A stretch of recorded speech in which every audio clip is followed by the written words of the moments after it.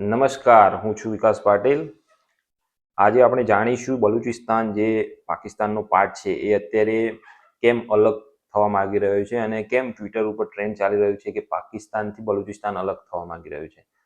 અને આશ્ચર્યની વાત એ છે કે બલુચિસ્તાનના જે લીડર્સ છે, જે BLA બલુચ લિબરેશન આર્મી અને એના જે લીડર્સ છે, બીજા જે ક્રાંતિકારી લોકો છે, એ લોકોએ એવું નક્કી કર્યું કે ગઈકાલે તારીખ 16 તારીખે 16/5/2025 એવું ડિક્લેર કર્યું કે પાકિસ્તાનથી બલુચિસ્તાન આઝાદ થઈ ગયું છે ને એનું નામ છે democratic Republic of Balochistan.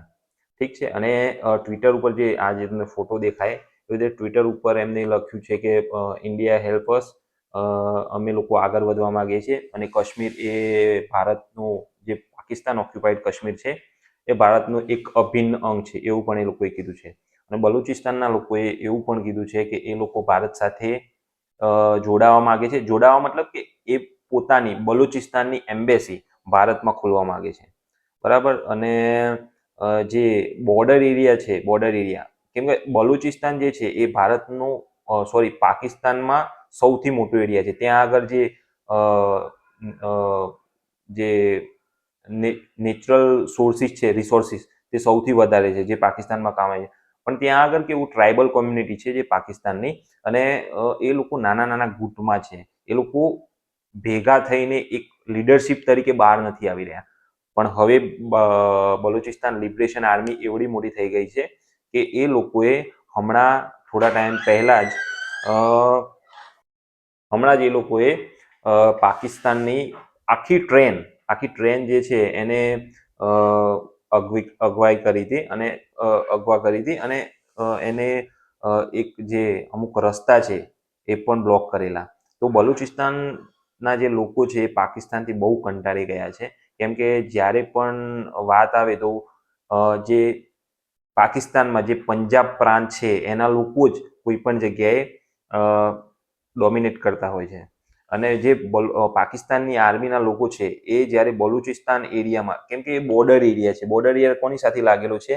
Afghanistan સાથે લાગેલો છે. તો ત્યાં આગળ બી પાકિસ્તાનની આર્મી હોવી જોઈએ, પણ ત્યાં બલુચિસ્તાનના જે BLA ના લોકો છે, બલુચ લિબરેશન આર્મીના લોકો, એ એમના ઘણા પાકિસ્તાની સૈનિકોનું હત્યા પણ કરી દે છે, એવું પણ જાણવામાં આવ્યું છે.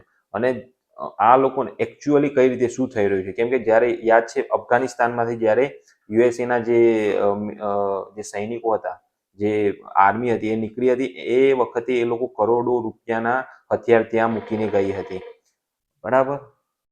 હથિયાર મૂકીને ગયા હતા જે યુએસએની આર્મી છે. અને એના પછી એ હથિયારનો યુઝ અફઘાનિસ્તાન આર્મી કરતી હતી, જે તાલિબાન અત્યારે ત્યાં આગળ એનું શાસન છે.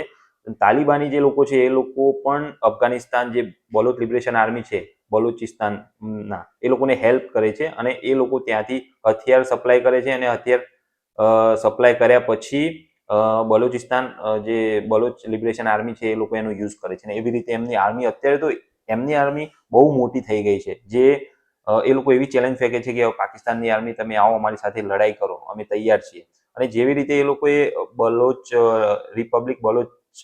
બલુચિસ્તાન ડેમોક્રેટિક રિપબ્લિક બલુચિસ્તાન પોતાનો દેશ સ્થાપિત કર્યો છે, અને એવી પણ માગણી કરી છે કે ભારત, ઇન્ડિયા, અમને અમારી એમ્બેસી દિલ્હીમાં ખોલવાની મંજૂરી આપે, ભારત અમને હેલ્પ કરે, અમે ભારતની સાથે છીએ અને ભારત પ્લીઝ અમને હેલ્પ કરે.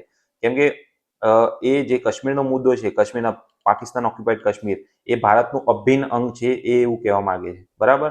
હવે પાકિસ્તાનને આપણે જીઓગ્રાફિકલી જોઈએ તો પાકિસ્તાનનો જે બલુચિસ્તાનનો પાર્ટ છે તે સૌથી મોટો છે, બરાબર. અને એના પછી ઉપર છે ખૈબર પખ્તુનવા. ઠીક, એ પાર્ટ જે છે એ લોકો TTP, તાલિબાન તહરીકે પાકિસ્તાન, એવું કંઈક છે. તો એ લોકો પણ એવું માને છે કે અહીં આગળ જેવી રીતે અફઘાનિસ્તાનમાં તાલિબાનનું શાસન છે, એવી રીતે અફઘાનિસ્તાનનું શાસન છે, જ્યાં શરિયત કાનૂન કે શરિયા કાનૂન લાગેલું છે, એવું જ પાકિસ્તાનમાં થવું જોઈએ. તો એ પાર્ટ પણ અલગ છે, બરોબર. જે ઉપરનો પાર્ટ છે, નીચે બલુચિસ્તાન, એ પાર્ટ અલગ છે. હવે બે પાર્ટ બાકી રહ્યા, કયો? એક પંજાબ પ્રાંત અને એક સિંધ પ્રાંત નીચે, બરાબર. અને બીજું કે જે ઉપરના ભાગે જે પાકિસ્તાન ઓક્યુપાઈડ કાશ્મીર છે, તો ઇન્ડિયા ક્યારેય ભવિષ્યમાં પણ પૂરેપૂરો લેવાનો પ્રયત્ન કરશે, તો પાકિસ્તાન જોડે બાકી રહેશે પંજાબ પ્રાંત અને સિંધ પ્રાંત, બરાબર. તો આવી અત્યારે હિસ્ટ્રી અત્યારે હાલ આવું કરંટમાં ચાલી રહ્યું છે કે બલુચિસ્તાન ની જોરથી અલગ થવાની માગણી એ જોર પકડ્યું છે, અને ઇન્ડિયા ડેફિનેટલી એની સાથે જ હશે, કેમ કે જેવી રીતે પાકિસ્તાને જેવી રીતે ટેરરિસ્ટ મોકલીને ઇન્ડિયામાં પહેલગામનો જે હુમલો થયો છે, એના પછીથી ઇન્ડિયાએ અને પાકિસ્તાને જે જળસંધિ છે, જે સિંધુ જળસંધિ, એ પણ સમાપ્ત કરી દીધી છે, અને પાકિસ્તાનમાં જળ પણ નહીં મોકલે, જે નદીનું જે છે એ. તો આવી રીતે ઇન્ડિયા પાકિસ્તાન કોન્ફ્લિક્ટ વચ્ચે બલુચિસ્તાન અત્યારે બહાર આવ્યું છે અને કહેવા માંડ્યું છે કે વી આર બલોચ એન્ડ અમે પાકિસ્તાનથી અલગ થવા માંગીએ છીએ, અમારું અલગ નેશન છે, અમારું અલગ નેશન.